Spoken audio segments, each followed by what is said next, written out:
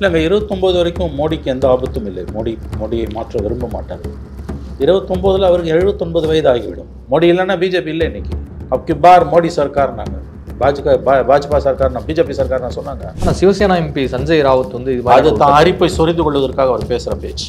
4ஆம் தேதி ரிசல்ட் வந்து 5ஆம் தேதியிலேருந்து RSS மறுபடியும் பிஜேபிக்கு ஒர்க் பண்ண ஆரம்பிச்சதால தான் மகாராஷ்டிராவில் பிடிச்சாங்க, டெல்லி ஹரியானாவில் பிடிச்சாங்க. அதனால் அதை வந்து அவ்வளோ சீக்கிரம் அவங்க வந்து மோடியோட மோத மாட்டாங்க, மோடியும் RSSோட மோத மாட்டார். சமீபத்தில் தமிழக வெற்றி கழகத்தின் சார்பில் நடந்த முதல் பொதுக்குழு கூட்டத்தில் விஜய் அவர்கள் பேசும்போது ஒரு விஷயத்தை அழுத்தமாக குறிப்பிடுறாரு. இனி தமிழ்நாட்டினுடைய அரசியல் களம் டிவிகேவா டிஎம்கேவா அப்படிங்கிறதா இருக்கும். விஜய்க்கு ஒரு செல்வாக்கு இருக்குன்றது உண்மை.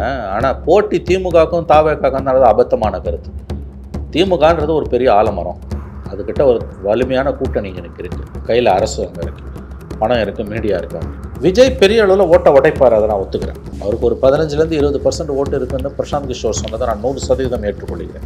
தமிழ்நாடு அரசு பரிபூர்ணமாக அமலாக்கத்துறை விசாரணைக்கு ஒத்துழைக்க வேண்டும். நீங்கள் தப்பு செய்யலைன்னா ஏன் விசாரணையை தடுக்கணும்னு கேட்குறீங்க? போலீஸ் விசாரணை நடந்தனா அதான் ஜட்ஜி அழகாக கேட்டிருக்காருல்ல, உங்கள் போலீஸ் ராத்திரியில் விசாரணை பண்ணலையா, விடிய விடிய விசாரணை பண்ணாங்கன்னா உங்கள் போலீஸ் விசாரணை பண்ணலையா விடிய விடியன்னு கேட்டிருக்காரு. அமைதியாக இருக்கார் தமிழக அரசு வழக்கறிஞர். விசாரணை அமைப்புகள்லாம் அப்படி தான் பண்ணுவாங்க. அப்புறம் ஊழியர்களை துன்புறுத்தினாங்கன்னு டாஸ்மாக் சார்பாக மனு தாக்கல் பண்ணி அழகாக அமலாக்கத்துறை பதில் மனுவில் கேட்குறாங்க. இந்த விசாரணை வெறும் 21 ஸ்டாலின் கவர்மெண்ட்டுக்கு பிறகு மட்டும் இருக்கக்கூடாது. 16லேருந்து 21 வரைக்கும் நடந்திருக்குது. 10 FIR ஃபைலாக இருக்குது எடப்பாடி பீரியடில். அதுலேயும் பிடி. செந்தில் பாலாஜியை பிடிச்சினா தங்கமணியும் பிடி. உனக்கு அண்ணா திமுக கூட்டணி வேணும்னா வெறும் திமுக மட்டும் நீ பிடி பண்ணால் அது அயோக்கியத்தனமானது.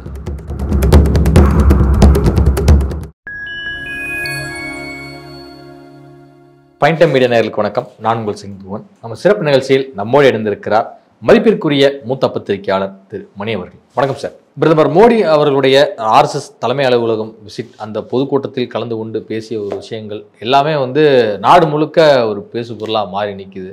ஒருவேளை பிரதமரை மாற்றும் முடிவில் RSS தலைமை அலுவலகம் இருக்கோ அப்படிங்கிறலாம் பேச்சு எழுந்தது. ஆனால் அப்படிலாம் எதுவுமே இல்லை அப்படின்னு சொல்லிட்டு தான் பாஜக தரப்பில் வந்து சொல்கிறாங்க. நீங்கள் இதை எப்படி பார்க்குறீங்க? இல்லைங்க, 29 வரைக்கும் மோடிக்கு எந்த ஆபத்தும் இல்லை. மோடியை மாற்ற விரும்ப மாட்டார்கள். 29 அவருக்கு 79 வயது ஆகிவிடும். ஆனால் அவர் உடல் நலத்துடன் இருந்தார். 29 அவர்கள் மோடியை மாற்ற விரும்ப மாட்டார்கள். நான் அப்படி தான் பார்க்குறேன். இப்பொழுது ஃபோர்த் டைம் கூட மோடி வர வாய்ப்பு இருக்குன்னு தான் நான் பார்க்குறேன். அவர் உடல் நலத்துடன் இருந்தால், அவர் போதிய உடல் நலத்துடன் இருந்தால் 79 அவர் தான் தொடர்வார் என்பதற்கு தான் என்னுடைய கணிப்பு அப்படித்தான். 29 எங்கேயோ கிடக்குது, 4 வருஷம் ஆகுது. இந்த 4 வருஷத்தில், ஏன்னா இந்த செப்டம்பரில் 75 வயசு ஆகுது, அதனால் அவரை மாற்றிடுவாரன்றாங்க. அப்படிலாம் எதுவும் நடக்காது. ஏன்னா மோடி என்பது அவங்களுக்கு மாறாது போல வந்த மாமணி. மோடி அவர்கள் இழக்க விரும்ப மாட்டார்கள். அவனுக்கு 75ன்றது விதி இல்லை, அவனுக்கு எழுதப்பட்ட விதி கிடையாது. அப்படியே இருந்தாலும் எந்த விதியும் மோடிக்கு அப்ளை ஆகாது. விதிகளுக்கெல்லாம் அவர் அப்பாற்பட்டவர். No rule will apply for Modi within the BJP or outside the BJP. இதுதான் உண்மை. எந்த ரூலும் மோடிக்கு அப்ளை ஆகாது. விதின்னு ஒன்று இருந்துன்னா விதிவிலக்குகள் இருக்கும். மோடி விதிவிலக்கு, புரியுதுங்களா? மோடி இல்லைன்னா பிஜேபி இல்லை. இன்னைக்கு அப்கி பார் மோடி சர்க்கார்னாங்க, பாஜக சர்க்கார், பிஜேபி சர்க்கார் சொன்னாங்க.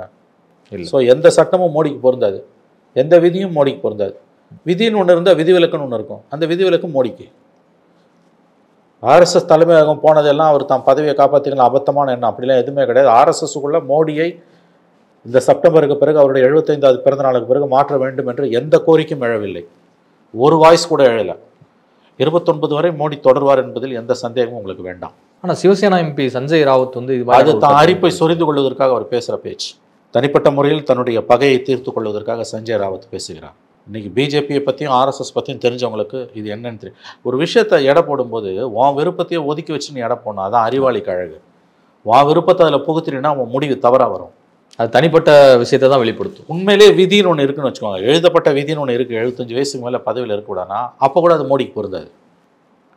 ஏன்னா அது மோடி எக்ஸப்ஷன் கேஸ். அவங்கள பொறுத்த வரைக்கும் 3 தடவை ஜெயிச்சு கொடுத்துருக்காரு. அதனால தான் சொன்னது வாராது போல் வந்த மாமணி. விழுந்த ஓட்டு மோடிக்கு விழுந்த ஓட்டு, பிஜேபி விழுந்த ஓட்டு இல்லை, ஞாபகம் வச்சுக்கோங்க. அதனால் அவங்க பார்வையில் பார்க்கும்போது RSS அவரை அவ்வளவு சுலபமாக மாற்ற விரும்பாது. 29 அதுக்கு வாய்ப்பு இருக்குது, நான் மறுக்கல. ஏன்னா மோடிக்கு வயதாகிடும். 79, 80, 79 வயசில் இருப்பார் அவர். அப்போ என்ன வேணால் நடக்கலாம், நான் அதை மறுக்கலை. நான் இந்த இப்போதைக்கு அடுத்த 4 ஆண்டுகளுக்கு இந்த தேர்ட் டேர்ம் ஒரு பிரச்சனையும் கிடையாது. ஒருவேளை 2029 தேர்தலில் வேறு ஒருவரை பிரதமராக முன்னிறுத்த வாய்ப்பு இருக்கா? அந்த இடத்துல தேவேந்திர பட்னாவிஸ், யோகி அது ஆதித்யநாத் இப்போ சொல்ல முடியாதுங்க. அதை இப்போ நம்ம சொல்லவே முடியாதுன்ற நான். அடுத்து பிரதமராக 2 பேரை தான் வாய்ப்பு. ஒன்று யோகி, இன்னொன்று தேவேந்திர ஃபட்னாவிஸ். அமித்ஷா ரேஸில் பின்தங்குறாரு. அமித்ஷாவுக்கு ஆசை இருக்கு. அமித்ஷா ஆசை எல்லாருக்கும் தான் இருக்கும். ஆசை இல்லாதவன் ஏன் இருப்பான்? அரசியல் இருக்கும். ஆசை இல்லைன்னா சன்னியாசி தான் இருக்கணும். அவங்க இல்லை அரசியல் உள்ள இருக்கக்கூடாது. அமித்ஷா, ஃபட்னாவிஸ், யோகி ஆதித்யநாத் 3 பேர் லிஸ்ட்டில். அமித்ஷாவை விட முன்னால் இருக்கிறது நம்பர் 1 யோகி, நம்பர் 2 ஃபட்னாவிஸ் தான். 3 கிடையாது. அதனால் இப்போதைக்கு அந்த சிக்கல் எதுவுமே எழவில்லை என்று தான் நான் பார்க்கிறேன். இப்போ இன்னைக்கு அது ஒரு பிரச்சனையே கிடையாது. பாஜக தேசிய தலைவரை தேர்ந்தெடுப்பதில் பல குழப்பங்கள் நீடித்து வருகிறது அப்படிங்கிற தகவல் வந்து டெல்லியிலிருந்து கிடைக்குது. அப்படி பார்க்கும்போது யாரெல்லாம் அந்த ரேஸில் வந்து இருக்காங்கன்னு நினைக்கிறீங்க? இல்லை, உண்மையிலே எனக்கு தெரியாது. To be frank with you, எனக்கு நான் அறிந்த வரையில் எனக்கு நட்டாக்கு மாற்று எது என்று எனக்கு தெரியல. என்னுடைய அறிவு கட்டிய வரையில் பரிசீலனைக்குரிய பெயர்கள் எவை என்பது எனக்கு தெரியாது. யார் தலைவராக வந்தாலும் ஆர்எஸ்எஸோட அனுமதி, ஆர்எஸ்எஸோடைய சிபார்ஸ் அதில் தான் வருவார் என்பதை மட்டும் நான் நம்புகிறேன். ஆர்எஸ்எஸோட சிபார்ஸில் வருவார். அப்படி சிபார்ஸ் இல்லைன்னா ஆர்எஸ்எஸோட அனுமதியில் வருவார். மோடி அடுத்த பிஜேபி லீடர் நட்டாக்கு பாரு வரக்கூடிய தலைவர் மோடியோட சாய்ஸாக தான் இருப்பார். அதில் உங்களுக்கு சந்தேகம் வேணாம். More than the RSS it will be Modi's choice. ஆனால் மோடியோட அந்த சாய்ஸை ஆர்எஸ்எஸ் ஏற்றுக்கொண்டால் பிரச்சனை இல்லை. ஏற்றுக்கொள்ளலைன்னா அவங்க சிலரை சஜஸ்ட் பண்ணுவாங்க ஆர்எஸ்எஸ். அதை மோடி ஒத்துக்கணும். இல்லை மோடி வேறு யாரையாவது சொன்னால் அதை ஆர்எஸ்எஸ் ஒத்துக்கணும். எப்படியும் அதில் ஒன்றும் பெரிய பிரச்சனை எதுவும் இருக்காதுன்னு தான் நான் பார்க்குறேன். 2 பேரும் ஒருத்தர் சார்ந்து இருக்காங்க. அதுவும் மக்களை 3வது 24 எலெக்ஷன் முடிவுக்கு பிறகு ஆர்எஸ்எஸ் சரியாக ஒர்க் பண்ணாததால் தான் மெஜாரிட்டி போச்சு அவங்களுக்கு. 4வது ரிசல்ட் இருந்து 5ஆவதுலேருந்து ஆர்எஸ்எஸ் மறுபடியும் பிஜேபிக்கு ஒர்க் பண்ண ஆரம்பிச்சதால தான் மகாராஷ்டிராவில் பிடிச்சாங்க, டெல்லி ஹரியானாவில் பிடிச்சாங்க. அதனால் அதை வந்து அவ்வளோ சீக்கிரம் அவங்க வந்து மோடியோட மோத மாட்டாங்க. மோடியும் ஆர்எஸ்எஸோட மோத மாட்டார்.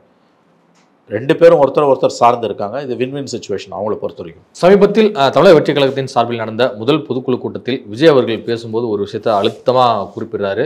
இனி தமிழ்நாட்டினுடைய அரசியல் களம் டிவிகேவா டிஎம்கேவா அப்படிங்கிறதா இருக்கும், இதுக்கு இடையில மட்டும்தான் போட்டி அப்படிங்கிறது குறிப்பிடுறாரு. அவருடைய அந்த கணக்கு என்பது பலிக்க வாய்ப்பு இருக்கா? வாய்ப்பே இல்லை. விஜய்க்கு ஒரு செல்வாக்கு இருக்குன்றது உண்மை. ஆனால் போட்டி திமுகவுக்கும் தாவேக்காக்கும் தான் அபத்தமான கருத்து. திமுகன்றது ஒரு பெரிய ஆலமரம். அதுக்கிட்ட ஒரு வலிமையான கூட்டணி எனக்கு இருக்குது. கையில் அரசு அங்கே இருக்குது, பணம் இருக்குது, மீடியா இருக்குது அவங்களுக்கு. இந்த பக்கம் அண்ணா திமுகவை குறைச்சி மதிப்பிடாதீங்க. அது பீப்புள்ஸ் பார்ட்டி, மக்களோட கட்சி. அது அவங்க தலைமையில் கண்டிப்பாக ஒரு கூட்டணி அமைதான் போகுது. பிஜேபி இருக்கலாம், இல்லாமல் போகலாம். மோஸ்ட்லி பிஜேபியோட தான் வரப்போகுது. அவங்க தலைமையிலும் ஒரு வலுவான கூட்டணி வரப்போகுது. பிஜேபி, ஏடிஎம்கே, பிஜேபி,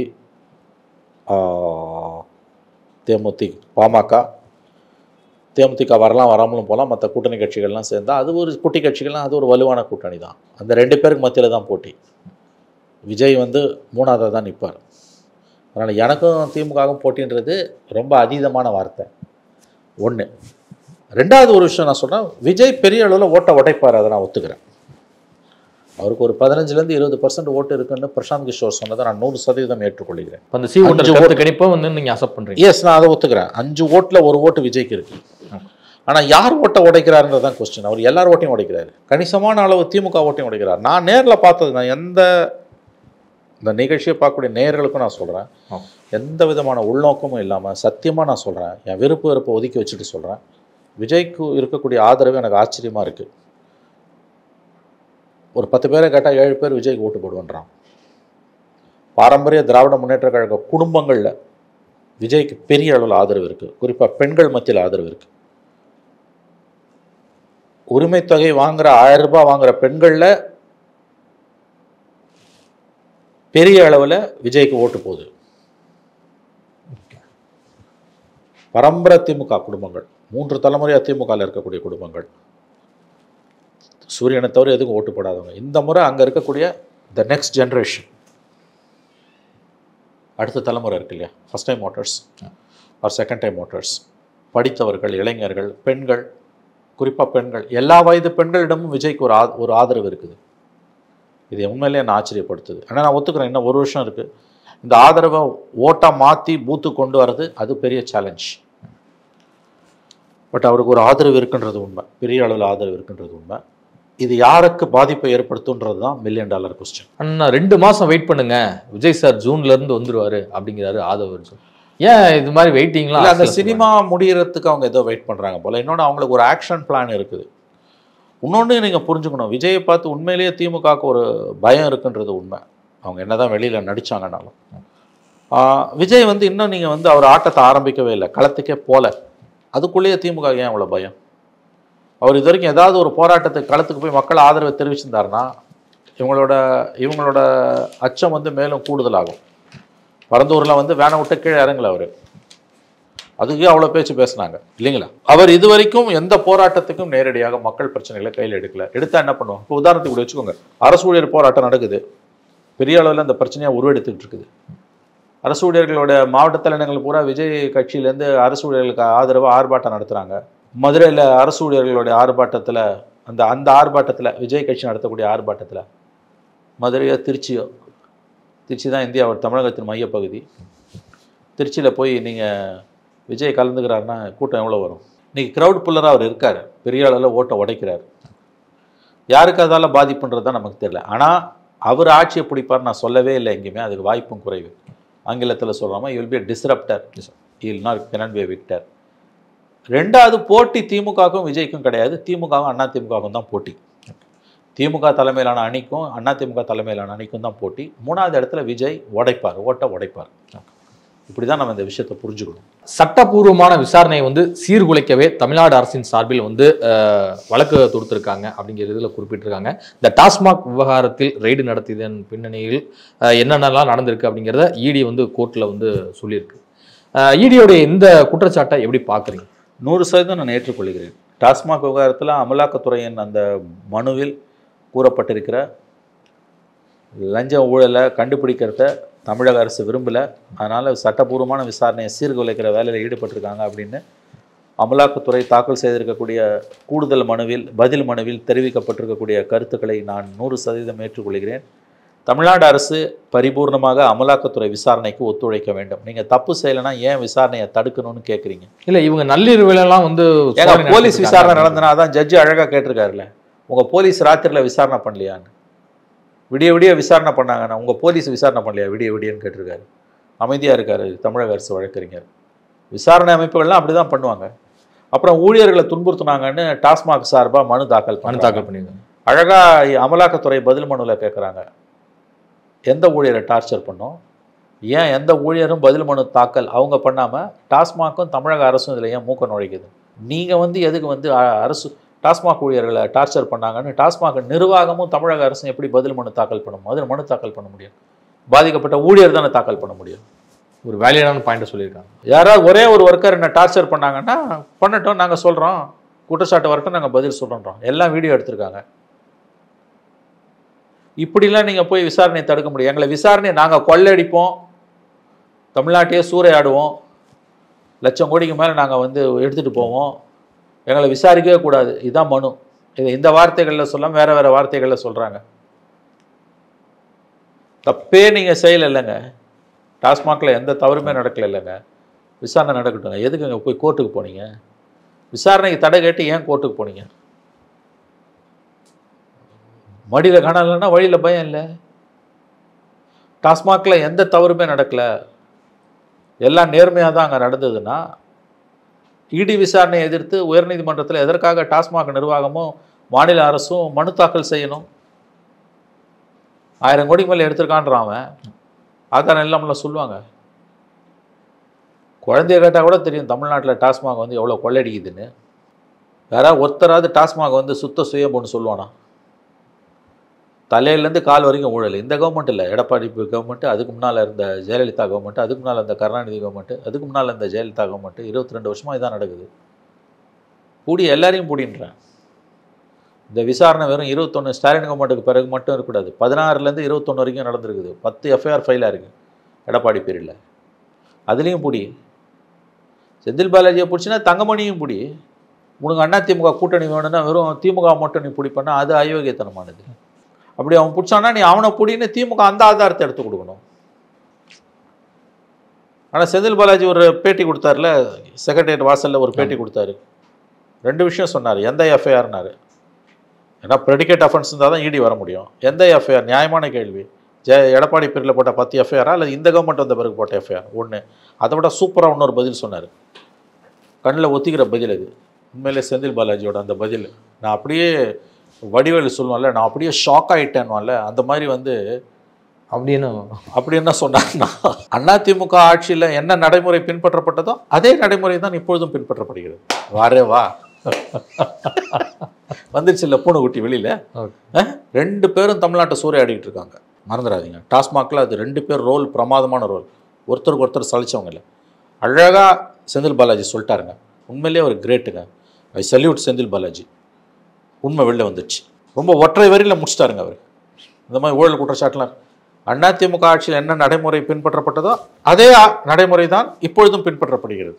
அவனும் கொள்ளச்சா நாங்களும் கொள்ளடிக்கிறோம், அவ்வளோதான். எனக்கு ஆப்போச்சுன்னா அங்கேயே ஆப்போய், அங்கே ஆப்போய், என்ன பிடிச்சின்னா அவனையும் பிடி. நீ அவனோட அலையன்ஸ் வச்சுக்க போகிற, அமித்ஷாவுக்கு பார்த்துட்டாரு, அமித்ஷா என்டிஏ கவர்மெண்ட் வரும்னு ட்வீட் போட்டார், அதனால் தங்கமணி வந்து மகாத்மா காந்தியோட பேரன், செந்தில் பாலாஜி மட்டும் தப்பு பண்ணுறாரு அப்படின்னு நீ சொல்லக்கூடாது. அதுதான் செந்தில் பாலாஜி முன்னாடியே தூக்கி இந்த காடை போடுறாரு. அதிமுக ஆட்சியில் என்ன நடைமுறை பின்பற்றப்பட்டதோ அதே நடைமுறை தான் இந்த ஆட்சியிலும் பின்பற்றப்படுகிறது. இவங்க 2 பேரும் ஒன்று தாங்க, அதில் எந்த சந்தேகமும் வேணும். செந்தில் பாலாஜி அமைச்சராக நீடிக்க விரும்புகிறாரா அப்படிங்கிற கேள்வியை பயங்கரமாக கேட்டு கோர்ட்டு இப்போ அது தொடர்பான வழக்கம் வந்து கூடிய விரைவில் வர 9ஆம் தேதி வருது, அடுத்த புதன்கிழமை. அதே தேதி வந்து பாத்தீங்கன்னா அவருடைய தம்பி அசோக் குமாரும் இன்னும் 9 பேரும் வந்து கோர்ட்டில் நேரில் செஷன்ஸ் கோர்ட்ல. இது செந்தில் பாலாஜி கேஸ், மந்திரியா இருக்கீங்களா இல்லையா சுப்ரீம் கோர்ட். இங்க அவர் தம்பி அசோக்கு சம்மன்ஸ் அனுப்பியிருக்காங்க. ஸோ 2 இடத்துலையுமே அவர் எங்க இருக்காருன்னு தெரியலங்க. அவர் இந்தியாவுக்குள்ள இருக்காரா வெளியில இருக்காருன்னு தெரியல. செந்தில் பாலாஜி கைது செஞ்சதுலேருந்து அவரை தேடுறாங்க, தேடிக்கிட்டே இருக்காங்க. 2 வருஷம் ஓடி 2 வருஷம் ஓடி போச்சு. ஜூன் மாதம் 2023 செந்தில் பாலாஜி கைதுலேருந்து அசோகை தேடுறாங்க. இன்னமும் அவர் எங்கே இருக்காருன்னு தெரியல. இப்போ சம்மன் அனுப்பியிருக்காங்க. அவர் எங்கே சம்மனை எங்கே அனுப்புனாங்க, அவர் வருவாரா வரமாட்டாரான்னு தெரியல. அப்படி வரலன்னா கோர்ட் என்ன பண்ணும், அரெஸ்ட் வாரண்ட் போடுமா? மந்திரி தம்பி காணன்றது எவ்வளோ அவலங்க. திராவிட மாடல் ஆட்சியோட மற்றும் ஒரு சாதனை அது. மந்திரி தம்பியை காணும். இதே எடப்பாடி பீரியடில் நடந்திருந்தா காணுங்க, மந்திரி தம்பியை காணுங்க. என்னங்க இது ஒரு ஜனநாயக அற்புதங்க. உண்மையிலே திமுக ஆட்சியோட சாதனைகளில், நம்முடைய திராவிட மாடல் ஆட்சியோட சாதனைகளில் ஒரு முக்கியமான சாதனை ஒரு மந்திரி தம்பியை காணும். 2 ஆண்டுகளாக தலைமுறை வாழ்க்கை. எங்கே இருக்காருன்னு தெரில. இப்போ கோர்ட்டு சம்மன் அனுப்புது. சரி, சம்மனை ஏற்றுக்கிட்டு அவர் வருவாரா, வரலன்னா அவர் வக்கீல் மட்டும் ஆஜராவாரான்னா எப்படி வக்கீல் மட்டும் ஆஜராக முடியும்? 2 வருஷமாக நீங்கள் தேடுறீங்கல்ல. விஜய் மல்லையா மாதிரி இந்தியா விட்டு ஓட்டாரா, அல்ல இந்தியாவுக்குள்ளே தான் இருக்காரா? எங்கெங்கே போனார் அவர்? எதற்காக ஒரு மனிதன் தலைமறைவாகிறான்? மந்திரி, இது மந்திரிக்கு அசிங்கம் இல்லையாங்க. மந்திரிக்கு மட்டும் இல்லை, இந்த அரசாங்கத்துக்கு இழுக்கு இல்லையா? கோர்ட்டில் ஆஜராகி விளக்கம் கொடுத்தா முடிஞ்சு. எவ்வளோ இழுக்குங்க இது, நீங்கள் புரியுது இல்லை? நீங்கள் எப்படி நீ தப்பிச்சு ஓடுவேன்? எப்படி இது சாத்தியன்ற? நான் ஏன் பயந்து ஓடுறாரு அவர், அது சொல்லுங்கள். நீ கொலை பண்ணியா? இல்லை. மற்றதெல்லாம் வந்து உங்களுக்கு வந்து பொருளாதார குற்றங்கள் தானே. இல்லைங்கன்னா பாமச்சியா? இல்லை. உன் மேலே அந்த குற்றச்சாட்டே கிடையாது. உங்கள் மேலே இருக்க குற்றச்சாட்டு நிதி மோசடி, அந்நிய செலவாணி மோசடி. அமலாக்கத்துறை உங்களை வலை வீசி தேடுது. முதல்ல அவர் இருக்க இடம் அமலாக்கத்துறைக்கு தெரியாதுன்றதே நம்புற மாதிரி இல்லை. இது ஒரு கண்ணாமூச்சி நாடகம் ஆடுறாங்கன்னு தான் தோணுது. 2 பேரும் ஈடியும் அசோக்கும் பேசி வச்சு நாடகம் ஆடுறாங்க. எங்க இருந்தாலும் விலை போட்டு தூக்கிடுவாங்க அமலாக்கத்துறை. பெரிய பெரிய தீவிரவாதிகளை தூக்குறாங்க. இது என்ன அவ்வளோ பெரிய கேஸ் அவங்களுக்கு? எங்கேயோ பதுங்கி இருக்கணும்லாம் தூக்குறாங்கல்ல. இந்திய உளவுத்துறை வந்து இந்திய உளவுத்துறை வெரி வெரி இந்தியாவின் உளவுத்துறை மிகவும் வலுவான உளவுத்துறை. இந்தியாவுக்கு எதிராக செயல்படக்கூடிய, இந்தியாவை அழிக்கணும்னு கங்கணம் கட்டி கொண்டு செயல்படக்கூடிய பல தீவிரவாதிகளை இந்த பூமி கோளத்தின் எந்த மூலையில் ஒளிந்திருந்தாலும் அவங்களை அலேக்கா தூக்கின்னு வந்து இந்தியாவுக்குள்ள கோர்ட்டில் நிறுத்துறது, அல்லது அங்கேயே போய் போட்டு தள்ளுறது, இது 2யுமே செய்யக்கூடிய உளவுத்துறை. ராவுக்கு வந்து தெரியாது. அது தெரியாதா? அப்போ யாரை ஏமாத்துறதுக்கு இந்த வேலை? அதனால செந்தில் பாலாஜி தம்பியை காணோம், அவருக்கு சம்மன் அனுப்புகிறாங்க, அவரை தேடுது போலீஸு அப்படின்றதெல்லாம் எல்லாமே ஒரு நாடகம். 2 வருஷமாக தேடுவீங்களா ஒருத்தரை? செந்தில் பாலாஜி கைதாகி 2 மாசத்துல ஒரு நாள், ஒரு ஞாயிற்றுக்கிழமை அன்னைக்கு அவரை கைது பண்ணிட்டாங்கன்னு, அசோகை கைது பண்ணிட்டாங்கன்னு ரூமர் வந்து ஒரு தகவல் மட்டும் வந்து அப்புறம் இல்லை, தகவல் வந்து 24 மணி நேரம் பொறுத்து தான் அமலாக்கத்துறை இதை மறுத்துது. அது ஒரு ஞாயிற்றுக்கிழமை. செந்தில் பாலாஜி கைது பண்ணப்பட்டு 3-4 மாதங்களில் ஒரு ஞாயிற்றுக்கிழமை மதியம் 2 மணிக்கு எல்லா நேஷனல் சேனல்ஸ்லையும் ஃப்ளாஷ் நியூஸ் அசோகை கைது பண்ணிட்டாங்க. அடுத்த நாள் திங்கட்கிழமை சாயங்காலம் 4 மணிக்கு தான் அமலாக்கத்துறை அதை மறுக்குது. அது உறுதிப்படுத்தப்படாத தகவல், அது மறுக்கிறாங்க. 24 மணி நேரம் ஒரு தகவலை கசிய விட்டுட்டு எதுக்கு மறுக்கிற? அமலாக்கத்துறைக்கும் அசோக்குக்கும் இடையே இருக்கக்கூடிய ஆழமான காதல் பற்றி அறிந்தவர்களுக்கு இது எல்லாமே ஒரு நாடகன்றது நல்லாவே தெரியும். இப்போ பாருங்க, சம்மன் அனுப்பின பிறகு இன்னொரு நாடகம் நடக்கும். அவரை காணணும், அங்கே இல்லை அவர் வக்கீல் மட்டும் வருவார். எப்படிங்க இவ்வளோ நாளாக ஒருத்தனை தேடுவாங்க? அது பதில் சொல்லுங்க சார். இடி மத்திய விசாரணை அமைப்பா சென்ட்ரல் கவர்மெண்ட் கட்டுப்பாட்டில் தான் எக்கச்சக்க பவர்ஸ் இருக்குங்க அவங்களுக்கு. அப்படி இருக்கும்போது ஒரு திமுக நபர் மந்திரி தம்பி பிரைஸ் கேட்ச் உங்களுக்கு அவரு தேடிக்கினே இருப்பீங்களா? யாரை ஏமாத்துறதுக்கு இந்த நாடகம்? அமலாக்கத்துறைக்கும் அசோக்குக்கும், செந்தில் பாலாஜி தம்பி அசோக்குக்கும் ஒரு நிழல் யுத்தம் நடக்குது, ஒரு ஷேடோ பாக்ஸிங் நடக்குது. அசோக் எங்கே இருக்காருன்னா அமலாக்கத்துறைக்கு நல்லாவே தெரியும். இதுவரை உங்கள் பல்வேறு கருத்து கொடுப்பதற்கு நன்றி.